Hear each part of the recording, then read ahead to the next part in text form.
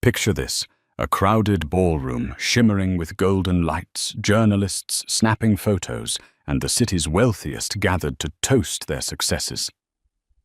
Suddenly the laughter and clinking glasses freeze. A man known to everyone as the millionaire with a fairy tale marriage kneels on the marble floor, holding out a glittering engagement ring. Not to his wife, but to the mystery woman in a figure-hugging red dress at his side. Gasps ripple through the spectators. Cameras flash like lightning. The wife stands just a few feet away, silent and statuesque, her eyes revealing nothing. You can practically taste the scandal in the air.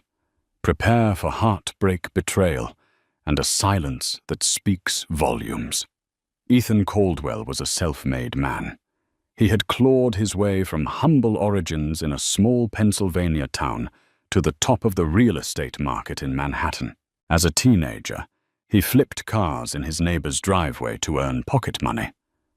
But it was when he discovered a knack for property deals that his life changed forever. Tenacity became his hallmark, and soon he was buying run-down apartments, renovating them, and selling them for triple the price. By 25, he'd made his first million. By 30, the world was in his palm. His wife, Rebecca Caldwell née Harrington, was the daughter of a prominent judge, James Harrington, known throughout the Northeastern Circuit for his integrity. Ethan's in-laws had been wary of the brash, ambitious young man courting their daughter, but Rebecca herself was mesmerized by his drive, his burning desire to conquer every obstacle in his path. She was a gentle soul, a classical pianist with refined tastes.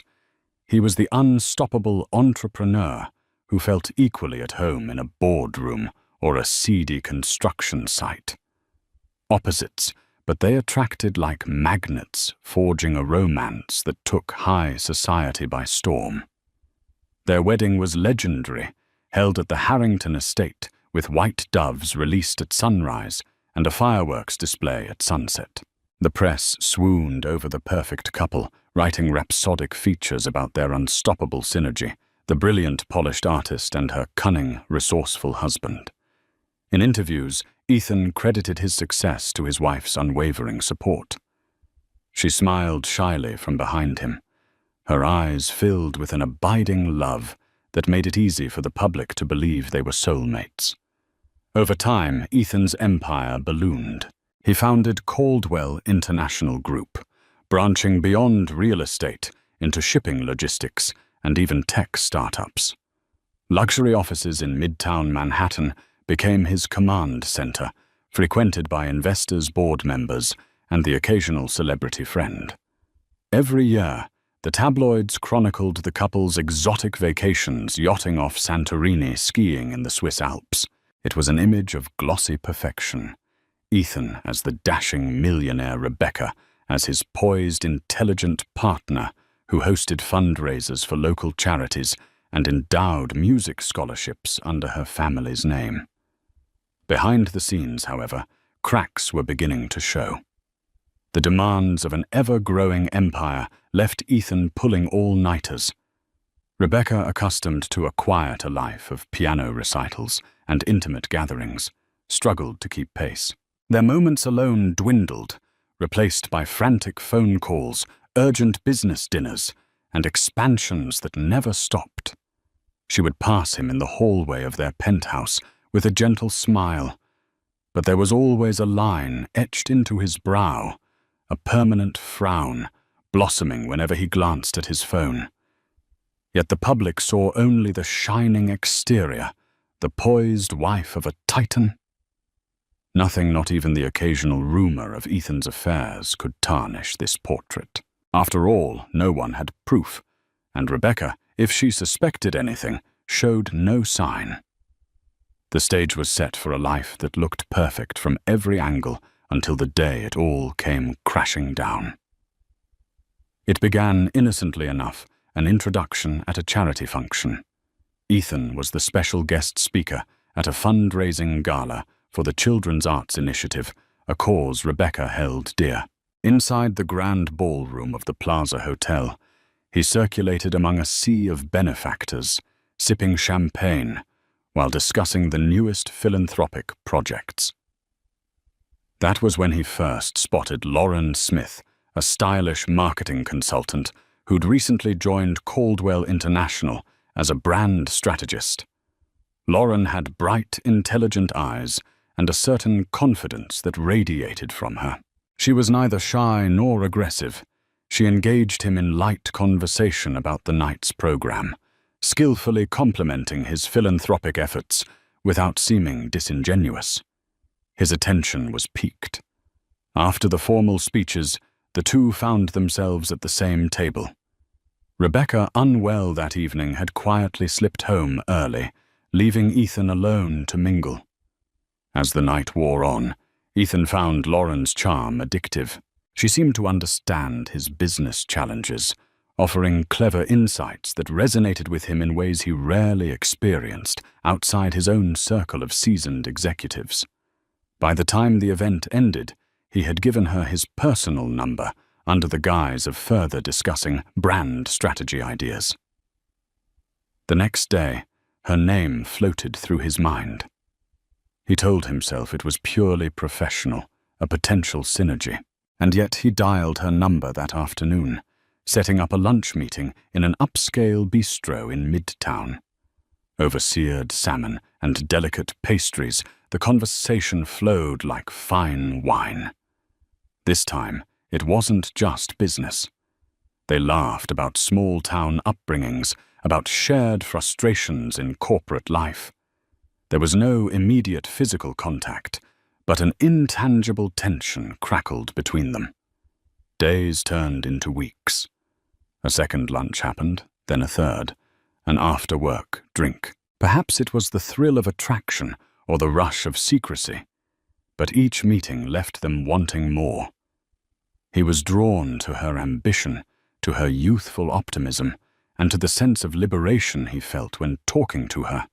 No complex baggage, no endless responsibilities, just the promise of something exciting. Meanwhile, Rebecca remained in the background, consumed by rehearsals for an upcoming piano concerto. She spent hours practicing in their soundproof music room, preparing for a solo performance at Carnegie Hall. In the evenings, Ethan would claim late-night business meetings or urgent calls with investors, while Lauren discreetly joined him at exclusive lounges far from the paparazzi's lens. A pattern had formed, as dangerous affairs often do. One stormy evening, when thunder rolled over Manhattan's skyscrapers, Ethan found himself alone with Lauren in the back of a limo, returning from a business conference in Boston. The windows were dark, the city lights a blur as the driver navigated through flooded streets. Lauren's hand touched his. Their eyes locked. In a sudden, undeniable moment, he leaned in, and they kissed a betrayal as electric as the lightning cracking the sky. Within that single instant, the fate of his marriage was irreversibly altered, though he still clung to the notion that he could keep both women in his life. But events were about to spiral far beyond his control. Rebecca was not naive. She noticed the subtle changes in her husband's schedule, the hushed phone calls at odd hours, the faint trace of perfume on his collar that wasn't hers, and the stammer in his voice when he tried to explain missing dinners. A quiet dread began to settle in her mind, though she didn't voice her suspicions. Instead, she observed him from a distance, trying to gather silent proof that her once perfect marriage was drifting dangerously off course. One evening they attended a benefit concert at Lincoln Center. Rebecca was performing a short piece before a star violinist took the stage. Ethan arrived late, slipping into a front-row seat next to an empty chair meant for him. Rebecca could see him scanning the auditorium, as if searching for someone else. His phone clenched in his hand. There was a moment, barely 2 seconds, where she caught the flicker in his eyes when a woman in a sleek emerald-green gown entered the balcony. She recognized that woman, Lauren Smith. Lauren's presence at high-profile events was normally explained by her role in public relations for Caldwell International. But seeing Ethan's reaction was like a knife twisting in Rebecca's gut. Despite her pounding heart, she performed her piece flawlessly, each note resonating with pent-up emotion she couldn't yet voice in words. After the final applause, as the audience erupted in a standing ovation, Rebecca bowed graciously, locking eyes with Ethan. He clapped enthusiastically, but she detected guilt in the set of his jaw. That night, she confronted him delicately. "You seemed distracted during the concert," she remarked while changing out of her performance gown. "Is everything all right at work?" Ethan waved it away. "One of our brand specialists came. I was making sure she had the right seats and was greeted properly." He said it casually, but Rebecca noticed the tension in his shoulders. She wanted to ask more, but some quiet voice told her not to press. Not yet. Behind the scenes, the seeds of suspicion grew stronger each time Ethan left the penthouse for a meeting past midnight, or when he disappeared for entire weekends under the excuse of out-of-town site inspections. Rebecca began confiding in her closest friend, Cynthia Perez, an art dealer who had known her since college. Cynthia, quick-witted and protective, advised her to gather evidence before jumping to conclusions. "Don't let your heart lead you," Cynthia cautioned gently. "If he's crossing a line, you need to be sure before you confront him." Determined to maintain her dignity, Rebecca hired a private investigator named Mark Logan, a quiet, grey-haired man with a reputation for discretion. Through hushed phone calls in the middle of the day, she arranged for Mark to trail Ethan, to take photos to note every rendezvous. It tore at her heart to resort to such measures, but her gut told her it was the only way to uncover the truth. Every night, she went to sleep next to Ethan, her heart pounding, pretending nothing was wrong. Yet every morning she checked her phone, waiting for the investigators' updates, bracing herself for the moment her deepest fears would be confirmed. Over the course of several weeks, Mark Logan meticulously charted Ethan's movements. He documented the clandestine lunches at upscale restaurants, secret visits to luxury hotel bars, and late-night drives across the city, where Lauren accompanied Ethan in the back seat of a company car. The evidence was damning photos of the two holding hands, stolen kisses on a street corner. Lauren's figure slipping into Ethan's penthouse when Rebecca was out of town for a performance. When Mark presented the findings, Rebecca's heart sank. The color drained from her face, and her usually steady pianist's hands trembled. Each photograph was a bullet of truth hitting her chest. In one particularly incriminating image, Ethan and Lauren stood in front of the Caldwell International building, an intimate moment frozen in time. He touched her cheek gently, a gesture Rebecca had once believed was reserved only for her. Despite the heartbreak, she forced herself to examine every piece of evidence carefully to steel herself for what was to come. She asked Mark to keep his investigation silent for now, not to confront Ethan or leak information to the media. She needed time to think, time to decide her next move. Mark, ever the professional, agreed with a solemn nod. During this emotional storm, she confided in only two people: Cynthia Perez and her younger sister, Erin Harrington, who flew in from Boston the moment she sensed trouble. Erin was fiery, a stark contrast to Rebecca's composed demeanor. "This is outrageous," Erin shouted, pacing the penthouse living room. "You can't let him get away with this. You need to leave him or confront him or something." Rebecca remained silent, gazing out at the glittering Manhattan skyline. A swirl of conflicting emotions churned in her chest: anger, sadness, betrayal, and strangely enough, a lingering love for the man who had once been her world.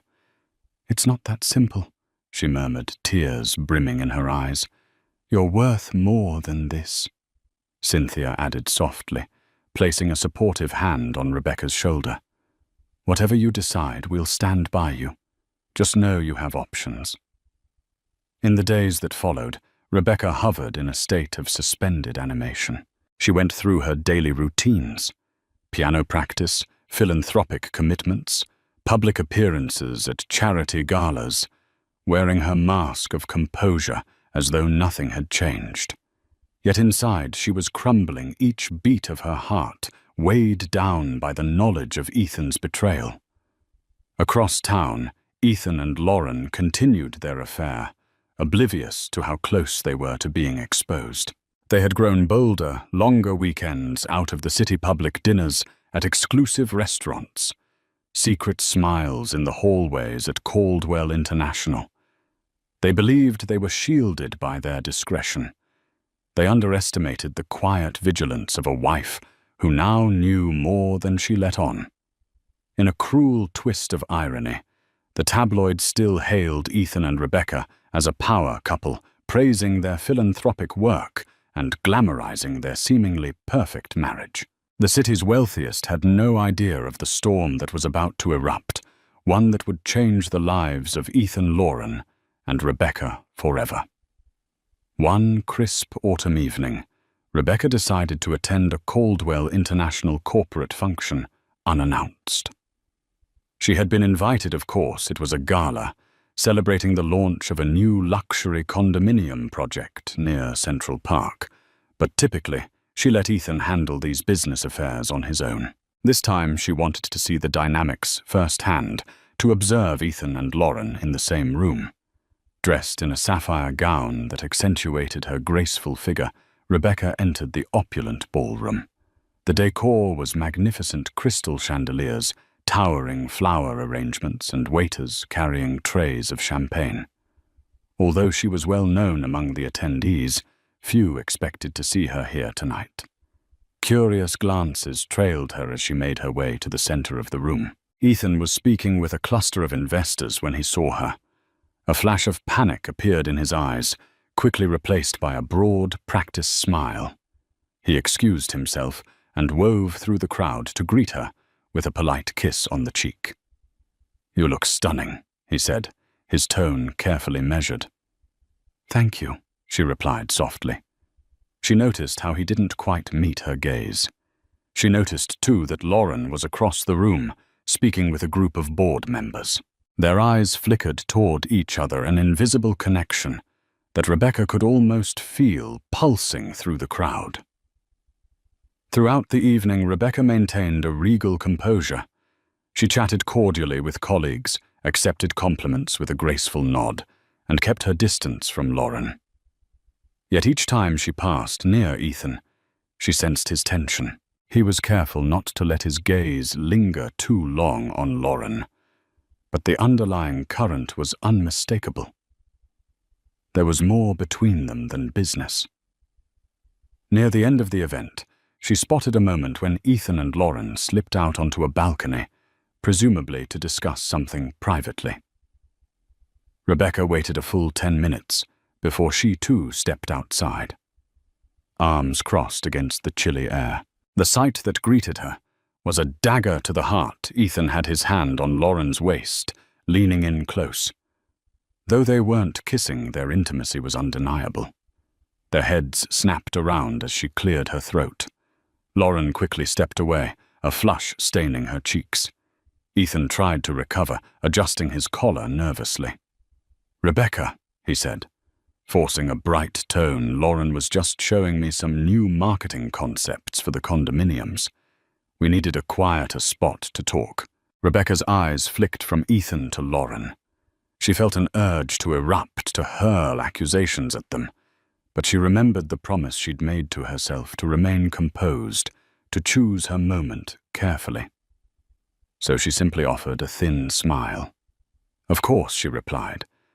"Don't let me interrupt." Then she turned on her heel and walked away, leaving them both in stunned silence. Behind her, the city lights of Manhattan glowed with a deceptive warmth. Inside, her world was fracturing, the tension steadily rising toward the breaking point. And for the first time since this nightmare began, Rebecca felt a new emotion stirring beneath the pain, an icy resolve to face what she now knew without question. Rumors of Ethan's closeness to a mysterious woman had started circulating among Manhattan's elite. Whispers at social clubs, sly remarks among corporate circles, though no one dared confront him publicly. After all, Ethan Caldwell was a man of influence, and the benefits of staying on his good side far outweighed the risk of provoking him. Yet the gossip grew, and somehow Lauren reveled in the illicit attention. Perhaps it was the thrill of stepping out of the shadows, or maybe she was blinded by the promise of being part of Ethan's glamorous world.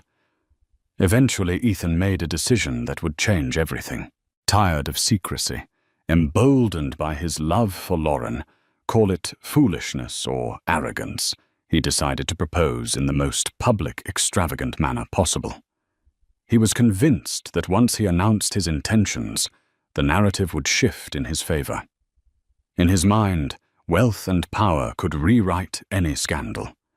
He believed that if he went big, the public might applaud his boldness rather than condemn his betrayal. It was a crisp winter evening at the Metropolitan Club, a venue notorious for hosting some of the city's most prestigious galas. The event was a charity auction for children's education, a cause Ethan had supported for years. Rebecca attended as part of her philanthropic commitments, though her mind was miles away, still wrestling with the heartbreak at home. Just as the auctioneer concluded the final bid, Ethan stepped forward. Clutching the microphone, he cleared his throat. His heart hammered, but adrenaline spurred him on. "Ladies and gentlemen," he said, voice echoing across the gilded hall, "I want to thank you all for your generosity tonight. This cause, children's education, is incredibly dear to me." Applause filled the space. Rebecca, standing near the back, watched him with narrowed eyes, unsure what was happening. Then, to her horror, Ethan beckoned Lauren to join him on stage. In a fitted red gown, she glided up the steps, her face glowing with anticipation. The crowd murmured in confusion. No one had introduced her. Ethan took Lauren's hand. "I've been blessed in many ways," he began, "but none so profoundly as finding someone who truly understands me, who shares my passions and my dreams. Tonight I want to share that blessing with all of you because I intend to ask this incredible woman to be my wife." A collective gasp rippled through the audience. Cameras flashed and the world seemed to tilt on its axis. Rebecca's blood turned to ice, her breath caught in her throat. She was too far away to move, too stunned to do anything but stare in disbelief. She felt pinned in place, the entire room spinning around her. On stage, Ethan dropped to one knee, extending a velvet box. Inside was a ring so large it dazzled under the chandeliers, a dramatic symbol of his wealth and his disregard for the vows he'd already exchanged. Lauren's hands flew to her mouth in mock surprise, her eyes brimming with tears of triumph. "Yes," she whispered into the microphone voice, trembling. "Yes, of course, I'll marry you." The applause that followed was hesitant, confused. People exchanged uncertain glances. Half the room was too stunned to react, the other half too polite not to clap. At the back, Rebecca felt her heart shatter into a million pieces, yet she uttered not a single word. She turned and walked out of the venue, leaving behind a storm of flashes, gasps, and murmurs. And in the silence of her exit, she made the single most pivotal choice of her life, to remain completely, resolutely silent. The morning after the proposal, Manhattan was abuzz with scandal.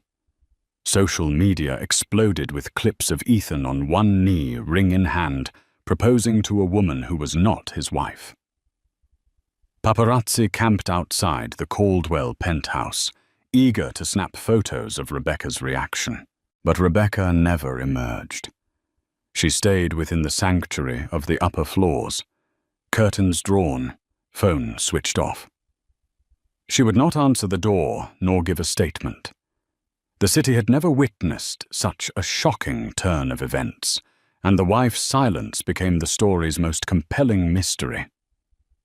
Inside the penthouse, Rebecca walked through marble-tiled corridors as though in a dream. She half expected Ethan to burst in and demand an explanation for her leaving the gala. But he did not.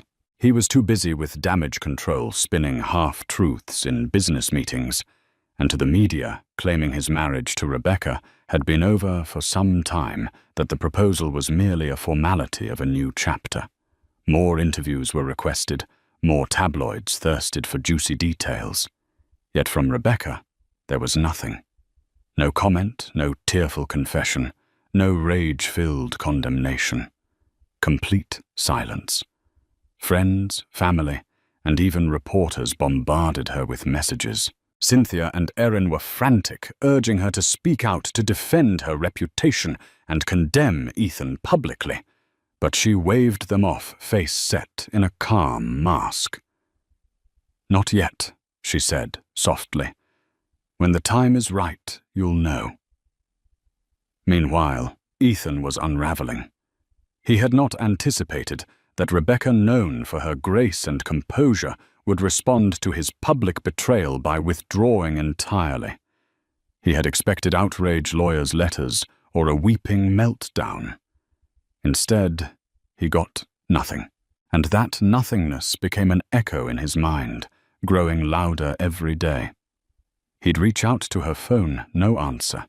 He'd ring the penthouse door from the lobby. She'd refuse him entry. He left her dozens of voicemails, each one more pleading than the last. "Rebecca, just speak to me," he said, voice cracking with frustration. "We can figure this out like adults." But she remained silent, as a ghost, her refusal to engage gnawing at him more than any public fight could have. Lauren attempted to soothe him, encouraging him to ignore Rebecca. "We're together now," she said, flaunting her engagement ring.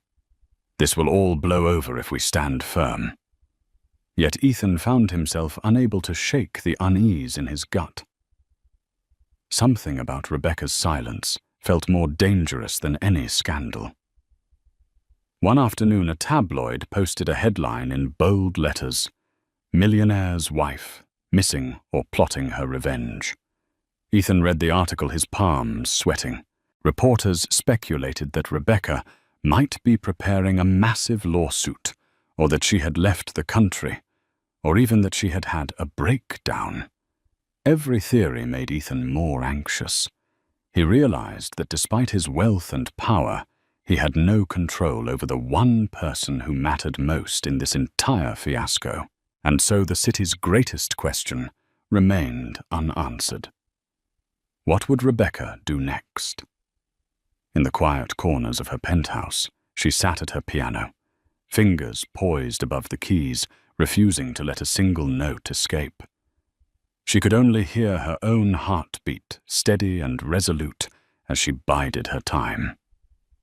While the city speculated about Rebecca's motives, Ethan found himself drowning in complications. Investors grew skittish, concerned that personal scandals could erode confidence in Caldwell International. Major partners reached out with polite but urgent phone calls, seeking reassurance that the man at the helm had not lost his grip.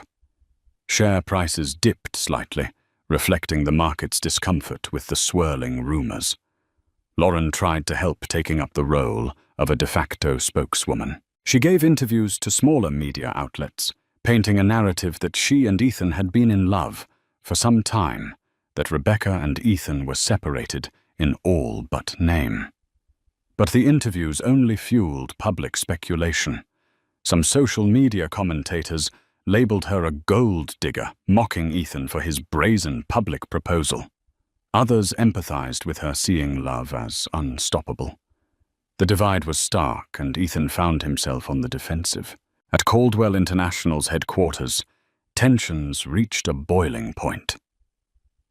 Jordan Reynolds, the CFO, confronted Ethan about the negativity swirling around the firm. "I don't care what you do in your personal life," he growled, "but this fiasco is affecting business. We need stability, not front-page scandals." Ethan tried to dismiss the concerns, insisting that the worst would blow over. But doubt began to gnaw at him. He missed the days when Rebecca's calm presence reassured the public and added credibility to his brand. Behind the scenes, new revelations came to light. Cynthia Perez, fueled by loyalty to Rebecca, dug into Lauren's background and unearthed questionable financial dealings. A small publishing house in Chicago sued Lauren 2 years ago for breach of contract, claiming she'd broken NDAs and misappropriated funds. While the lawsuit had been settled out of court, the details were damning. Rumor had it that Lauren had used her romantic ties with the CEO of that company to secure insider advantages, then left him high and dry. When Cynthia quietly shared these findings with Rebecca, she saw a flicker in her friend's eyes. This was not the first time Lauren had entangled herself with a powerful man's empire. A pattern emerged. She latched onto ambitious men, wormed her way into their personal and professional spheres, and exited with substantial gains, leaving chaos in her wake. Rebecca said nothing, but Cynthia sensed a shift. It was as if the final puzzle piece had clicked into place. Rebecca now held not only emotional leverage, her silence, but also potential legal ammunition. And still she waited. Meanwhile, Ethan struggled to reconcile the woman he claimed to love with the uneasy revelations. When confronted about her past, Lauren dismissed it as a smear campaign. "I'm not that person anymore," she insisted, tears glistening. "I only want what's best for us. Don't let them twist old mistakes into something worse." Ethan believed her, or forced himself to. He was in too deep, forging ahead with wedding plans, sending out feelers for exclusive venues in the Hamptons, or even a private island ceremony. But each day, the mounting pressure from investors and the deafening silence from Rebecca eroded his confidence. Winter deepened, casting a chill across the city. Snow piled on sidewalks, reflecting the cold tension in Ethan's heart. He was a man trapped between conflicting loyalties, consumed by desires he couldn't fully understand. And through it all, Rebecca held her composure, waiting for the right moment to strike.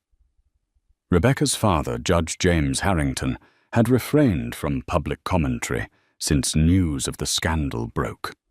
A widely respected figure, he was known for his unyielding moral code and had always been a guiding force in Rebecca's life. In the weeks following Ethan's public proposal to Lauren, James requested a private meeting with his daughter. In a small study at the Harrington estate, father and daughter sat across from each other. The room smelled of old books and polished wood, the walls lined with law tomes and framed photographs of James's judicial milestones. Rebecca's face was pale, a sheen of heartbreak still lingering in her eyes. Her father poured her a cup of tea, silence stretching between them like a fragile thread. Finally he spoke. "My child, the world has been cruel to you lately. I want to help in any way I can." Rebecca lowered her gaze. "I know, Dad, but I need to handle this in my own way." James studied her for a long moment. He understood that while he could offer legal and moral support, Rebecca's dignity and autonomy were paramount. He slid a folder across the mahogany desk. Inside were legal documents. Evidence of Ethan's breach of fiduciary duty if he'd used company funds for personal affairs, and potential spousal claims if Rebecca chose to divorce. "You have every resource I can provide," he said gently. "But I won't force your hand. You do what feels right, and I'll stand beside you." With tears in her eyes, she reached over and squeezed his hand. For the first time in weeks, she felt fortified, as if her silent strategy had a powerful ally beside her. Meanwhile, on Ethan's side, tensions escalated. Lauren had her eyes set on one goal, a high-profile wedding that would cement her position by Ethan's side.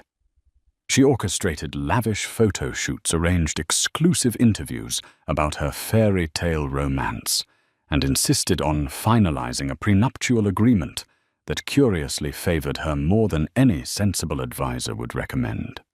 Jordan Reynolds Caldwell International's CFO warned Ethan against signing anything in haste. Ethan, though, still entangled by his desire, hesitated, unsure if he could trust Lauren's motives fully.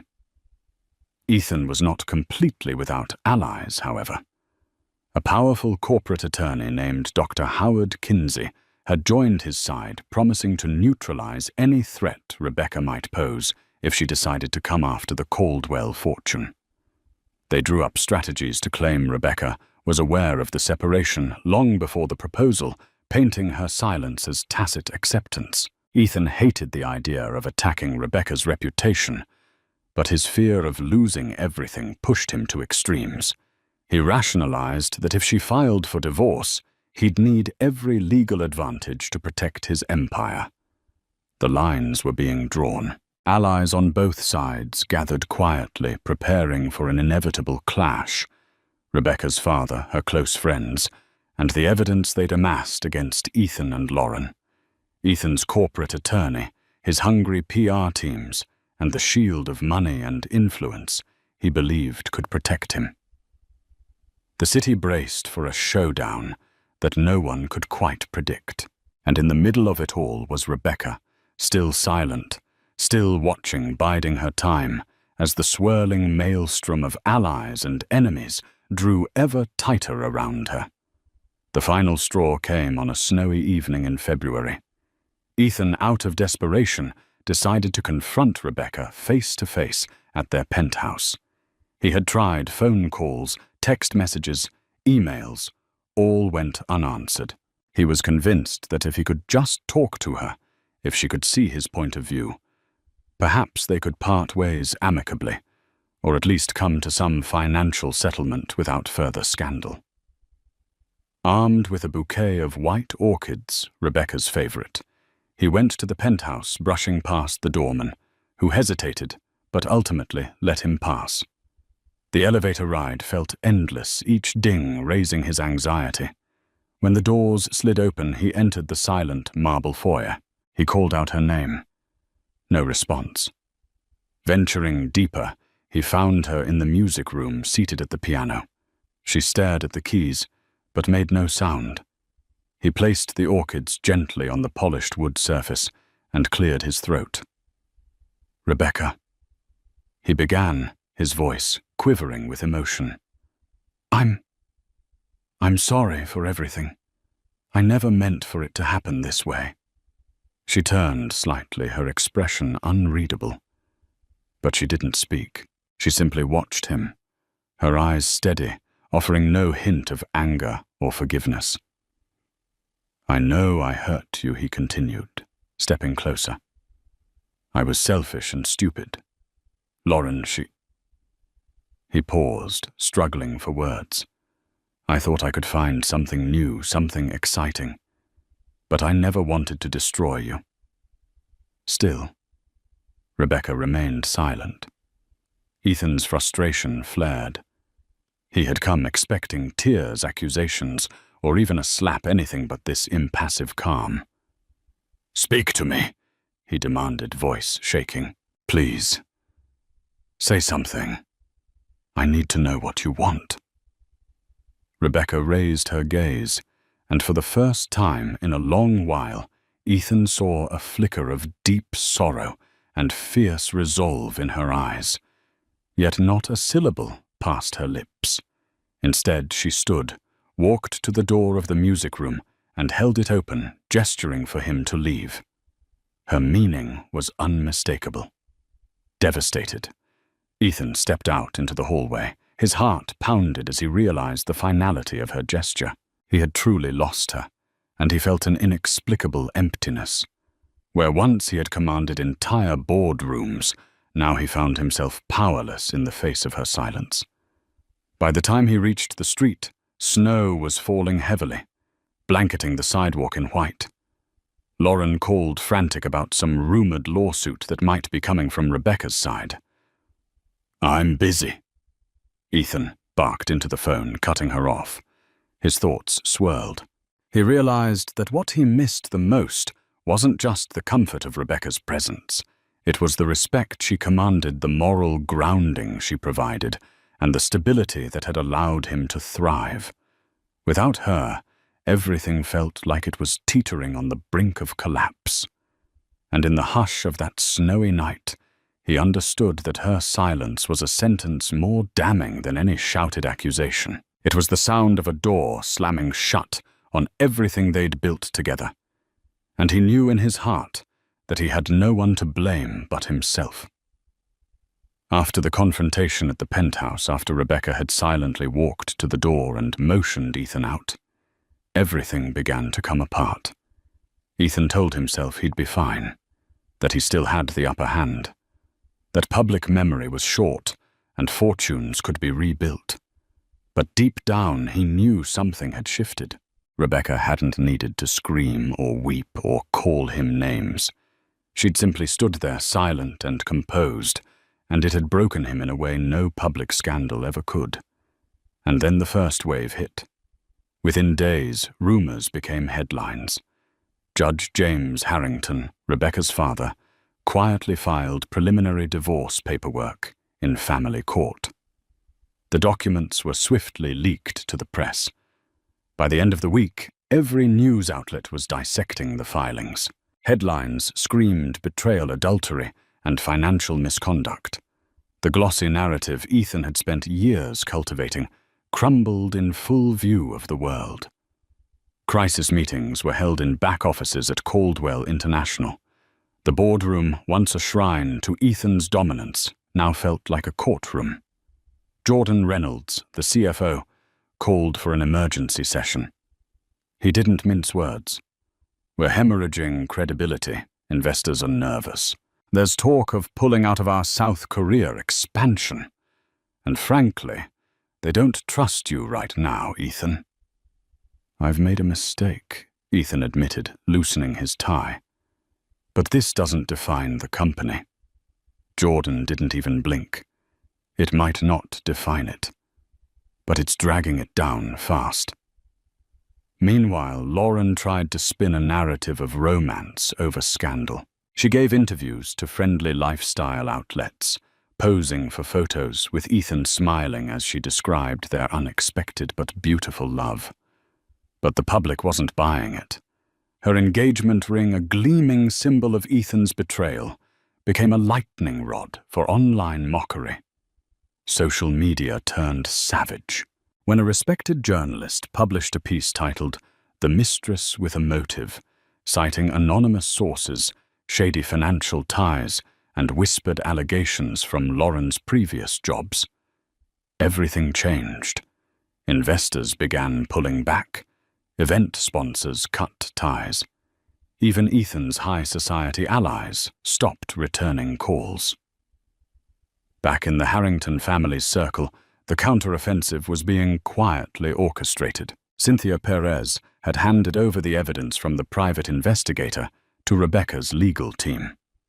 Erin, Rebecca's sister, contacted a friend at a major newspaper, feeding them just enough to raise questions without exposing everything at once. And Rebecca, she still hadn't said a word publicly. She moved through her days like a shadow queen.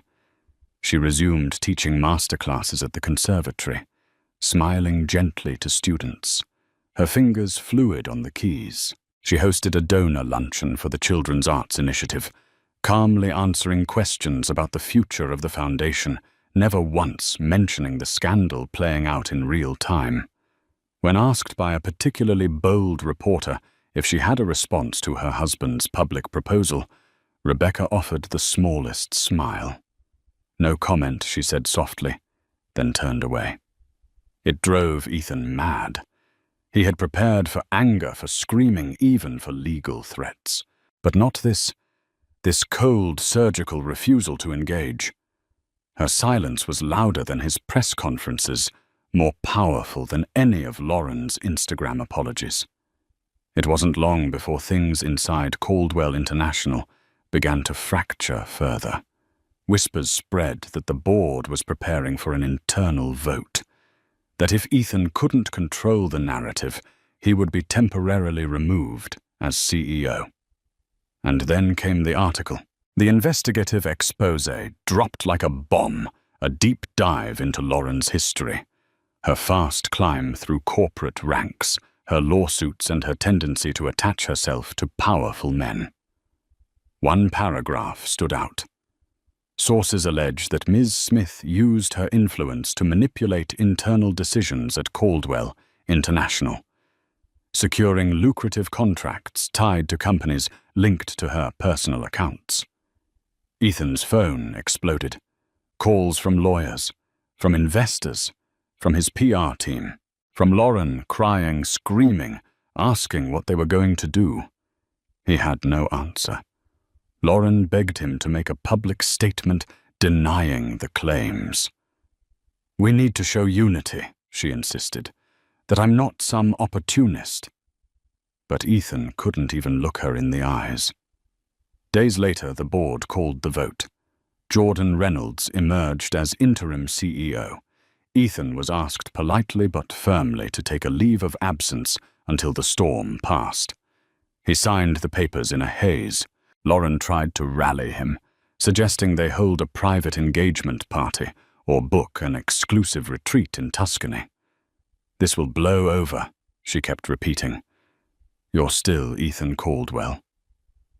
But for the first time in his life, Ethan didn't feel like Ethan Caldwell. He felt like a hollow version of the man he'd once been. He missed the stability he'd taken for granted. The calming voice that used to talk him off ledges. The woman who had shown him grace, not just in public, but in the quiet of their home. Rebecca. And the worst part. He had no way back to her. Her legal team was moving swiftly now. Motions were filed, court dates assigned. And through it all, she had spoken no more than a few carefully chosen words. Every time a reporter caught her on the street, she walked past with dignified silence. Until finally, she gave one quote. Outside the courtroom, with cameras flashing and microphones thrust into her face, Rebecca stopped just long enough to say, "I only seek what is fair. The rest will take care of itself." It was all she needed to say. The public leaned harder in her favor. Op-eds praised her restraint. Women across the city lauded her dignity. Even Ethan's own mother, who hadn't spoken to Rebecca in months, reached out to her privately and apologized for what her son had done. Back in the penthouse, the one he now occupied alone. Ethan sat by the window and watched the snow fall. He thought of the piano room of Rebecca sitting there with her hands hovering over the keys, refusing to play a single note until she was ready. She had waited. She had endured. And now, as he watched his reputation unravel stitch by stitch, Ethan finally understood. She hadn't just waited for revenge. She'd waited for the moment when silence would become her justice, and it had arrived. The wind was sharp that Monday morning, slicing between the stone columns of the family courthouse in downtown Manhattan. Reporters huddled with steaming coffee cups, their breath visible in the chill. Camera crews jockeyed for position near the steps. It wasn't every day a courtroom drama involved New York's elite, and certainly not one this sensational. All eyes turned when Ethan Caldwell arrived. Clad in a tailored navy suit, he exited a black SUV with his high-powered attorney, Dr. Howard Kinsey, at his side.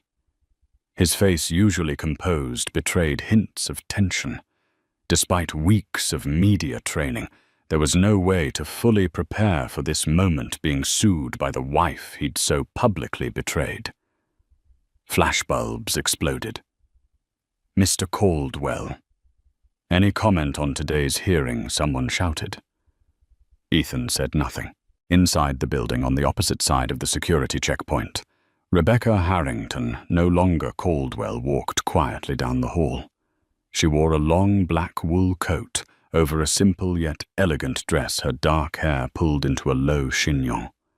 Flanked by her father, Judge James Harrington, and her attorney, she moved like a queen, stepping onto her battlefield, not with fanfare, but with quiet command. She didn't look for Ethan. She didn't need to. Her silence, even here, was her strongest weapon. The courtroom buzzed as Judge Olivia Bertrand took her seat, a no-nonsense, sharp-eyed woman known across the state for her impartiality and disdain for theatrics. The gavel fell. "Let's proceed." Ethan's legal team moved quickly, attempting to frame the separation as long-standing and amicable. Dr. Kinsey, with smooth precision, painted the narrative of a marriage already dissolved before Ethan's engagement to Lauren Smith. "Our client," Kinsey said, "wishes only to close this chapter with dignity and fairness." There was no malicious intent. But the opposing table had come prepared. Rebecca's lawyer, a shrewd woman named Naomi Feld, stood and began laying out a meticulous timeline. Photographs, timestamps, sworn statements, detailed surveillance logs from the private investigator. All of it pointed to one thing: the affair had begun well before any formal separation. And more importantly, Ethan had made a public spectacle out of it. The bombshells didn't stop there. They introduced financial documents showing questionable transfers from Caldwell International accounts to cover private trips with Lauren, receipts from luxury hotels, flights billed under consulting expenses. It wasn't just personal betrayal. It was potential misuse of corporate funds. And the court took notice. Throughout it all, Rebecca sat straight-backed, hands folded gently in her lap. She did not interrupt. She didn't need to. The facts did the talking. When it came time for her to testify, the courtroom hushed. She rose and walked to the stand. Her voice was calm, neither trembling nor sharp, as she answered the judge's questions.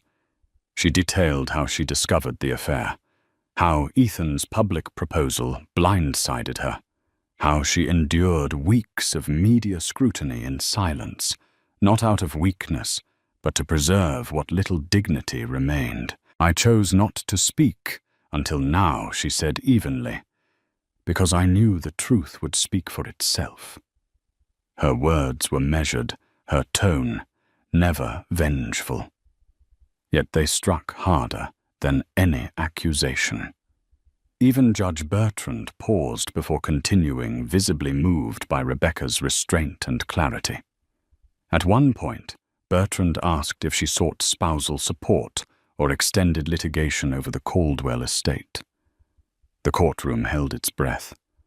Rebecca looked directly at the judge and answered no. "I only ask for what is fair. I don't need to destroy what's left. I only want to walk away, knowing I didn't become what hurt me." Ethan flinched. Outside, the news spread like wildfire. "Rebecca speaks, calm, collected and unbreakable," read one headline. "Caldwell's empire at risk as divorce turns tactical," read another. Talk shows buzzed, speculating on whether Rebecca's composed testimony had just cost Ethan his last shred of public goodwill. The final settlement didn't make her a billionaire, but it didn't have to. Rebecca secured a generous portion of their joint assets, ownership of their vacation property in Cape Cod, and a one-time corporate payout. But what mattered most was what she declined: excessive alimony, a fight for majority control, or any intention to drag Ethan through years of litigation. Her message was clear: "I don't need to ruin you. You've already done that yourself." Back at the Caldwell penthouse, Ethan stood in his now empty living room, watching the media coverage play out on muted screens. Lauren was pacing nearby, her phone buzzing with messages from panicked acquaintances and corporate contacts distancing themselves. "They're saying I'll be subpoenaed," she snapped. "Do something, Ethan." But he barely heard her. His thoughts were thousands of miles away, stuck on the sight of Rebecca on the courtroom bench. Her silence no longer mysterious, but monumental. "I gave you everything," Lauren hissed, but Ethan didn't answer. His empire had become a house of cards, and now the winds were howling. Over the following weeks, Caldwell International's board quietly voted to replace him as CEO. Jordan Reynolds stepped in to stabilize the company, issuing statements that the firm would refocus on integrity and investor trust. The damage had been done, but the rebuild had begun without Ethan at the helm. Rebecca, meanwhile, stepped into her new life with a kind of grace that the city admired and envied. She moved out of the penthouse and into a historic brownstone on the Upper West Side. She reinstated her family name, Harrington, and poured herself into the Children's Arts Initiative, even endowing a scholarship fund for young women in the arts. She never gave another interview. Lauren eventually disappeared from the social scene, her glittering moment of fame gone as quickly as it had come. Without Ethan's name to protect her, and with mounting legal scrutiny, she quietly relocated to Chicago. The engagement was called off. Ethan never truly recovered, not financially, but emotionally. His fortune remained diminished, yet vast. But every room felt emptier. Every night was quiet. He would scroll through news clips of Rebecca's court statements, rewatch her walking past the press with her head held high. The silence she wielded, the poise she maintained, echoed louder than any public outcry ever could. He had proposed to his mistress in front of the world, expecting applause, but it was his wife's silence that history would remember. And in that silence, Rebecca Harrington had found something even rarer than revenge peace. Thank you for following this story of scandal, heartbreak, and a woman's unbreakable resolve. If you found yourself caught in the suspense of Ethan Caldwell's downfall and Rebecca's quiet, triumphant stand, be sure to let us know. Share your thoughts on the public proposal, the mistress and the wife whose silence spoke louder than any public outcry ever could. If you enjoyed this drama-filled journey, don't forget to like, share, and subscribe to our channel for more stories like this. Stories of love, betrayal, and the resilience of the human spirit. Your support keeps us going, fueling our dedication to bring you more captivating tales. So hit that subscribe button and ring the notification bell to stay connected. We appreciate every moment you spend with us, and we can't wait to share our next thrilling story with you. Until then, stay inspired and keep exploring.